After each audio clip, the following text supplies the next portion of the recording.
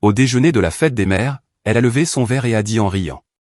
Au déjeuner de la fête des mères, elle a levé son verre et a dit en riant, « Je suis fière de tous mes enfants, sauf du parasite qui est à table. » Tout le monde a ri. Je me suis levé calmement, j'ai sorti une petite boîte noire de ma poche et je l'ai posée juste au centre de la table.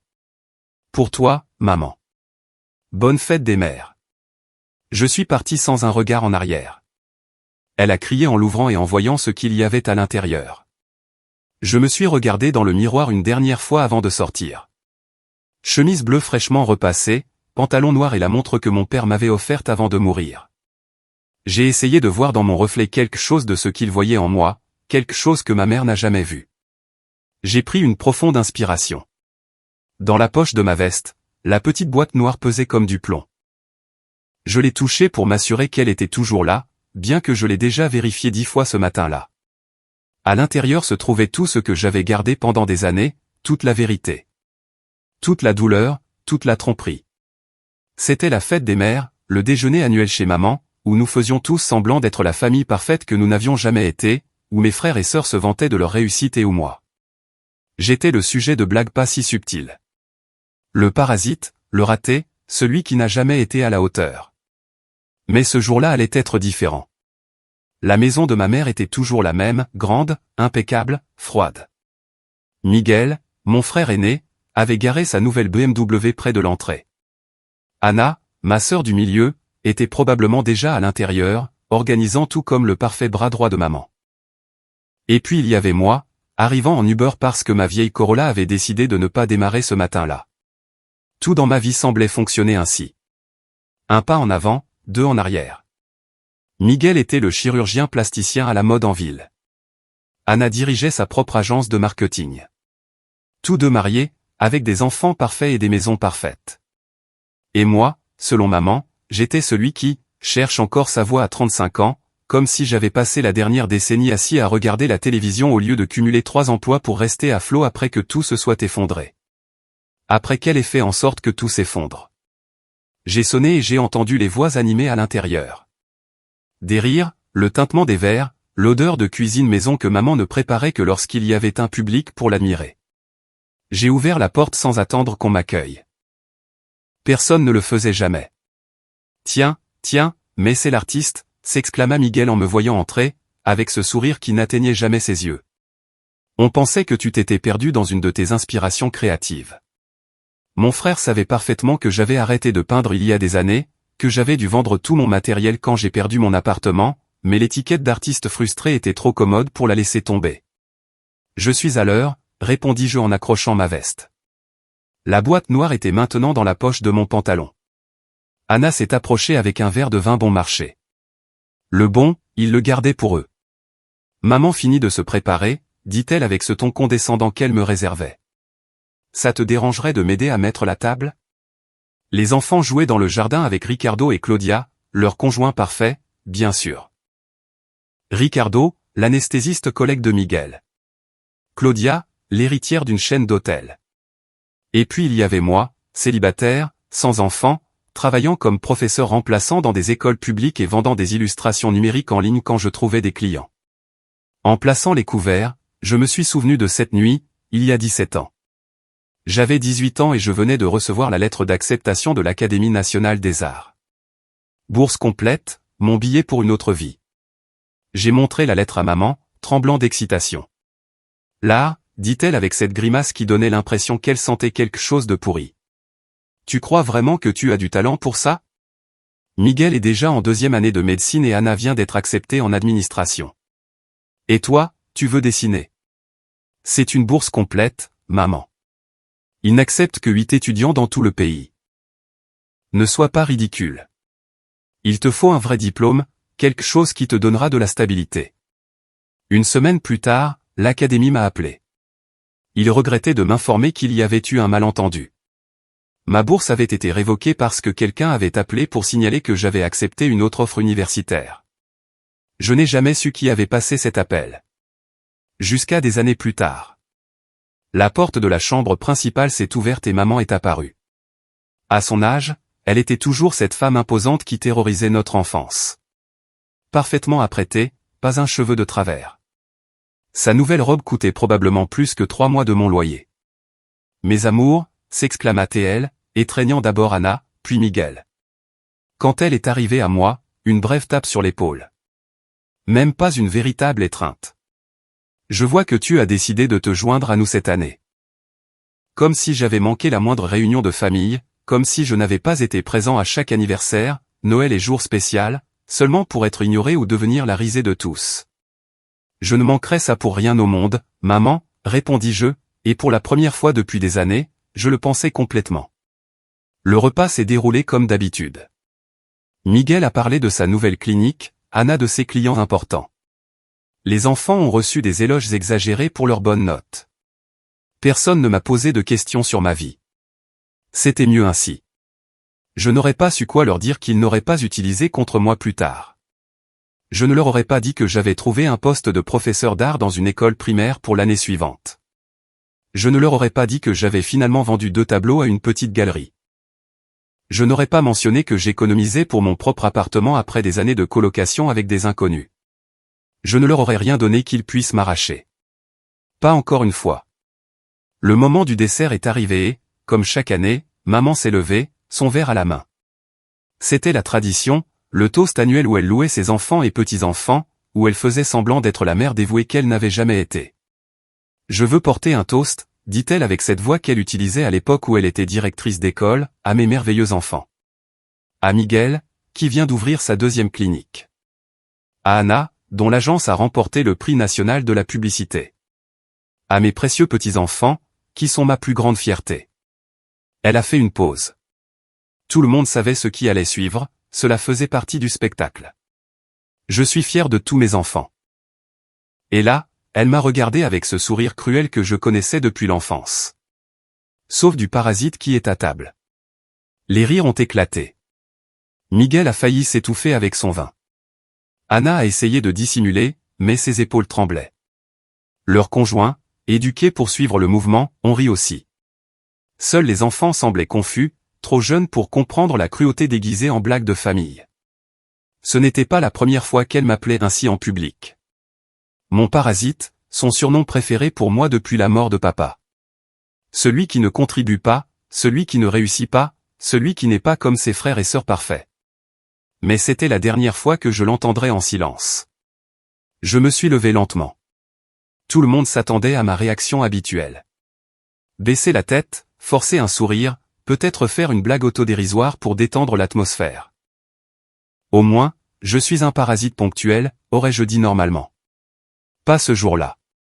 J'ai mis la main dans ma poche et j'ai sorti la petite boîte noire. Je l'ai tenue un instant, sentant son poids. À l'intérieur, il y avait tout, les documents bancaires, les lettres, l'enregistrement, la vérité que j'avais rassemblée pendant des années. Je l'ai placée exactement au centre de la table, entre la salade de fruits et le flan maison. Pour toi, maman, dis-je avec un calme que je ne me connaissais pas, bonne fête des mères. Et sans un mot de plus, j'ai tourné les talons et me suis dirigé vers la porte. Je n'ai pas pris ma veste, je n'ai pas dit au revoir, je n'ai pas regardé en arrière, même quand le cri de ma mère a brisé le silence que mon geste avait laissé.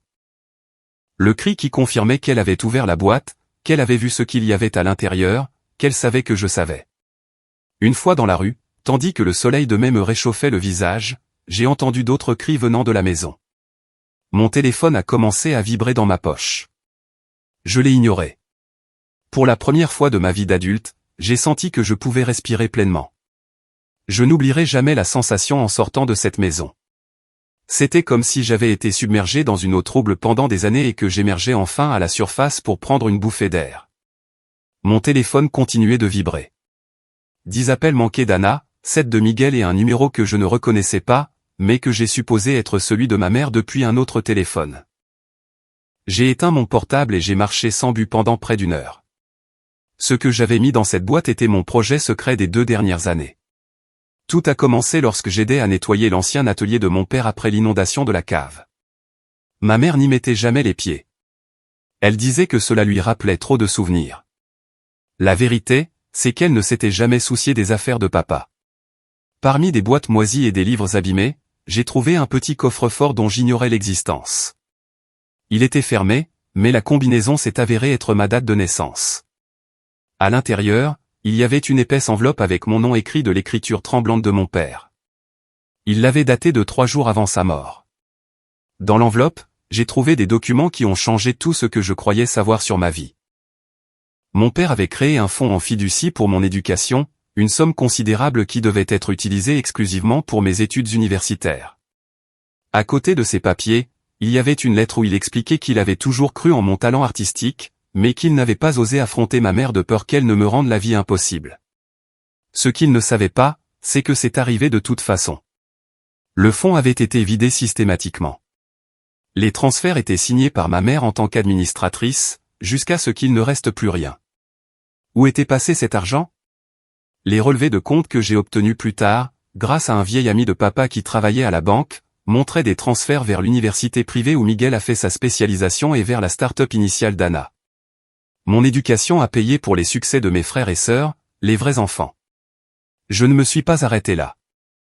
Une fois que vous commencez à tirer sur le fil, tout le tissu de mensonges commence à se défaire. J'ai contacté le directeur de l'Académie nationale des arts, maintenant à la retraite, qui a confirmé mes soupçons. La personne qui avait appelé pour annuler mon inscription était ma mère. Il avait un enregistrement de l'appel dans les archives en raison de la procédure inhabituelle. Il m'en a envoyé une copie par email. Sa voix était reconnaissable entre toutes. Mon fils a reconsidéré sa décision et a choisi une voie plus sensée. L'art n'est qu'un passe-temps, pas une carrière. En continuant mes recherches, j'ai découvert d'autres vérités cachées. Le testament de mon père avait été modifié après sa mort. La maison de la plage qu'il voulait me léguer spécifiquement avait fini entre les mains d'Anna. L'atelier d'art qu'il avait commencé à construire pour moi dans le jardin arrière avait été démoli par ma mère à peine un mois après ses funérailles pour construire la piscine que Miguel désirait tant. La pièce finale est arrivée il y a 6 mois quand ma tante Luisa, la sœur de mon père, m'a appelé de l'hôpital. Elle se mourait d'un cancer et voulait me parler. Elle m'a raconté qu'elle avait toujours su comment ma mère me traitait, mais que mon père lui avait fait promettre de ne pas intervenir car il craignait que cela n'aggrave les choses pour moi. Ta mère t'a toujours vu comme une menace, m'a dit Luisa de sa voix faible. Tu étais le favori de ton père, même s'il essayait de le cacher. Il voyait en toi son propre talent perdu. Elle n'a jamais pu supporter ça. Elle m'a tendu une enveloppe avec de vieilles photos. Sur l'une d'elles, mon père se tenait devant un tableau, des pinceaux à la main. C'était un magnifique paysage marin que je n'avais jamais vu. Ton père était un artiste brillant avant de connaître ta mère, a expliqué Luisa. Elle l'a convaincu que c'était une perte de temps. Elle l'a poussé vers les affaires parce que c'était plus respectable. Il n'a plus jamais peint après l'avoir épousée. Tout prenait sens. J'étais le rappel vivant du rêve que mon père avait abandonné. Chaque fois que ma mère me voyait peindre, elle voyait la vie que mon père aurait pu choisir à sa place. Le jour de la mort de ma tante Luisa, j'ai trouvé une autre enveloppe dans mes affaires en sortant de l'hôpital. À l'intérieur, il y avait un enregistrement sur une clé USB. C'était une conversation entre ma mère et elle, des années auparavant, quand je venais de terminer le lycée. La qualité était mauvaise, mais les mots étaient clairs. Je ne le laisserai pas gâcher sa vie comme Roberto a failli le faire, disait ma mère. L'art ne nourrit pas son homme. Si je dois saboter chaque opportunité artistique qui se présente, je le ferai. Je n'aurai pas un autre rêveur inutile dans cette famille. C'est sa passion, Victoria, répondait ma tante. Il a un vrai talent. Roberto l'avait vu. Roberto était un sentimental. Je suis pratique. Miguel et Anna sont sur la bonne voie. Je ne laisserai pas celui-ci dévier. Cette femme, ma mère, n'avait pas seulement ruiné mes opportunités, elle avait ruiné celles de mon père avant moi. Et le pire, c'est que ni Miguel ni Anna ne le savaient. Pour eux, j'étais simplement le petit frère qui ne s'était jamais assez efforcé, celui qui n'avait pas saisi ses chances. Le parasite. Au cours des derniers mois, j'ai tout compilé, chaque document, chaque enregistrement, chaque preuve du sabotage systématique. J'ai également inclus les reçus des factures médicales de papa que j'ai payées seul pendant ces derniers mois, alors que mes frères et sœurs étaient trop occupés et que ma mère était en croisière en Méditerranée. J'ai ajouté les lettres des galeries qui avaient accepté mes œuvres avant de se rétracter mystérieusement. Toutes suivaient le même schéma. Quelqu'un leur avait dit que j'étais un imposteur. Tous ces documents, ces preuves irréfutables d'années de manipulation et de cruauté, étaient maintenant dans cette petite boîte noire que j'avais laissée sur la table. Mon téléphone a recommencé à vibrer quand je l'ai rallumé des heures plus tard. J'avais des dizaines de messages. Le premier était de Miguel. Qu'est-ce que tu as fait? Maman est hystérique. Il faut qu'on parle, maintenant. Le suivant était d'Anna. Je n'arrive pas à croire ce que tu as montré. Est-ce que tout ça est vrai? S'il te plaît, appelle-moi. Puis sont venus les messages de ma mère. Le premier était une menace. Retire ces mensonges ou tu le regretteras. Le deuxième était une tentative de manipulation. Tu es malade. Tu as besoin d'aide. Le troisième était une supplique. S'il te plaît, ne montre ça à personne d'autre. Parlons. Trop tard, maman. J'avais envoyé des copies de tout à chaque membre de la famille élargie, aux amis proches, et même à certains partenaires commerciaux d'Anna et collègues de Miguel. La vérité était révélée. Il n'y avait pas de retour en arrière possible. Ma dernière étape ce jour-là fut le cimetière, devant la tombe de mon père. J'ai déposé un petit bouquet de fleurs sauvages, les mêmes qu'il m'avait appris à peindre quand j'étais enfant. Je suis désolé, papa, murmurai-je, des larmes coulant sur mes joues. Désolé de ne pas avoir découvert tout ça pendant que tu étais en vie. Désolé de ne pas avoir pu te sauver, toi aussi. À ce moment-là, mon téléphone a sonné une fois de plus. C'était un numéro inconnu. Pour une raison quelconque, j'ai répondu. Bonjour, Lucas. C'était une voix féminine qui m'était vaguement familière. C'est Patricia, l'assistante de la galerie Wellington. Nous nous sommes rencontrés il y a des années quand vous avez présenté votre portfolio. Je me souvenais vaguement d'elle, une femme aimable qui avait semblé sincèrement impressionnée par mon travail avant que la galerie ne me rejette brusquement. Votre mère est venue me voir aujourd'hui, a-t-elle poursuivi. Elle était bouleversée, parlant d'une boîte et de documents. Elle m'a montré un enregistrement où elle nous menaçait, il y a des années, pour que nous vous refusions. Elle semblait repentante, je crois. Elle m'a demandé de vous contacter. Le propriétaire de la galerie veut vous voir. Nous sommes intéressés par votre travail actuel. Je suis resté silencieux, ne sachant que dire. Lucas, vous êtes toujours là? Oui, ai-je finalement répondu, mais je ne peins plus. Je n'ai pas touché une toile depuis des années. Il y a eu une pause à l'autre bout du fil. Votre mère a dit que ça pourrait arriver. Elle m'a donné un paquet pour vous. Elle a dit que c'était vos vieux pinceaux et quelques peintures qu'elle avait gardées. Voulez-vous venir les chercher? Un nœud s'est formé dans ma gorge. Mes pinceaux, ceux que je croyais avoir perdus ou vendus il y a des années pendant ma pire période financière, elle les avait eus tout ce temps. Pourquoi maintenant, demandai-je, même si je connaissais déjà la réponse. Elle a dit quelque chose à propos d'une petite boîte noire qui a tout changé. 3 jours se sont écoulés avant que je puisse rassembler le courage d'aller à la galerie Wellington.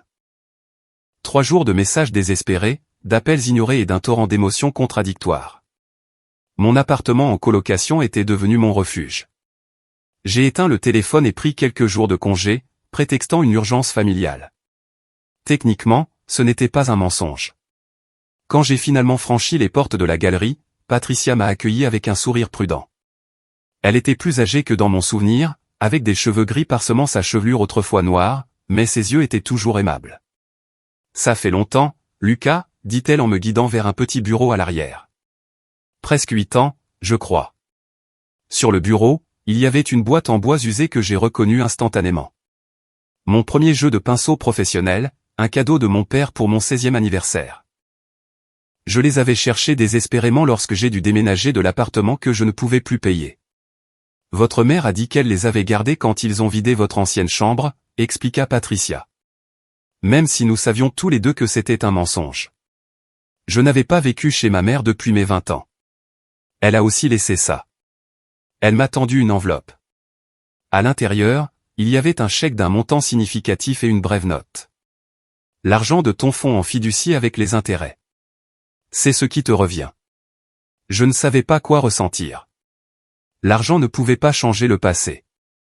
Il ne pouvait pas me rendre les années perdues ni les opportunités gâchées, mais c'était une reconnaissance, un aveu de culpabilité. Robert Wellington veut vous voir, poursuivit Patricia. Il est très intéressé par votre travail. Je vous ai déjà dit que je n'ai pas peint depuis des années, répondis-je en caressant les vieux pinceaux. Il semblait étrange entre mes doigts, comme de vieux amis que j'avais trahis en les abandonnant. Je sais, mais il a vu vos travaux précédents, ceux que nous avons gardés dans nos archives après votre première présentation. Il dit qu'il y a quelque chose de spécial en eux, une vision peu commune. L'idée de recommencer à peindre me paraissait aussi lointaine que de voler vers la lune. J'avais enterré ce rêve avec tant d'autres espoirs.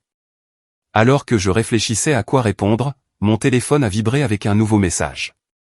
Je ne l'avais rallumé que pour utiliser le GPS pour me rendre à la galerie. C'était de Miguel, mon frère. Il faut qu'on parle. Je suis au café du coin de ton travail. S'il te plaît.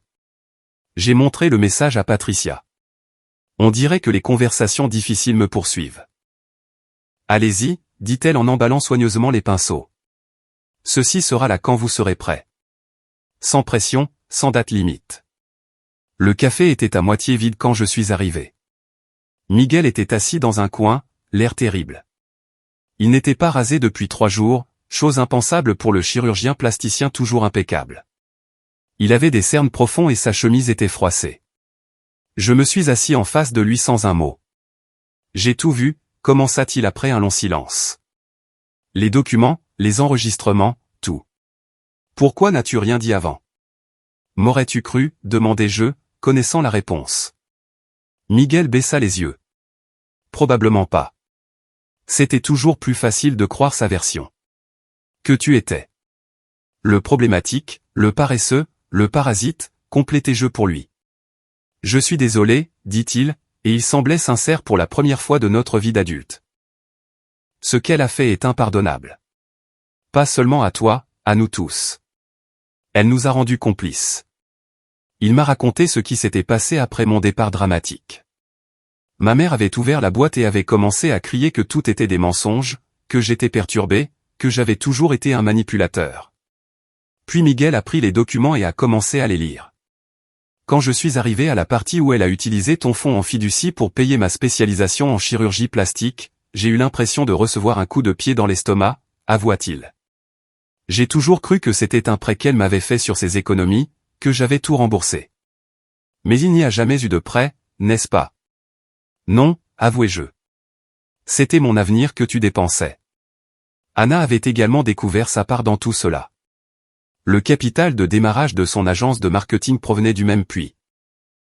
Mon avenir, transformé en tremplin pour les leurs.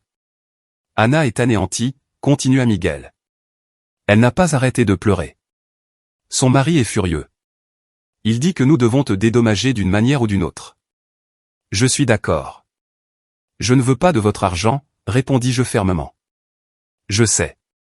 Il ne s'agit pas seulement d'argent, il s'agit de la vérité, de la famille que nous aurions pu être et que nous n'avons pas été.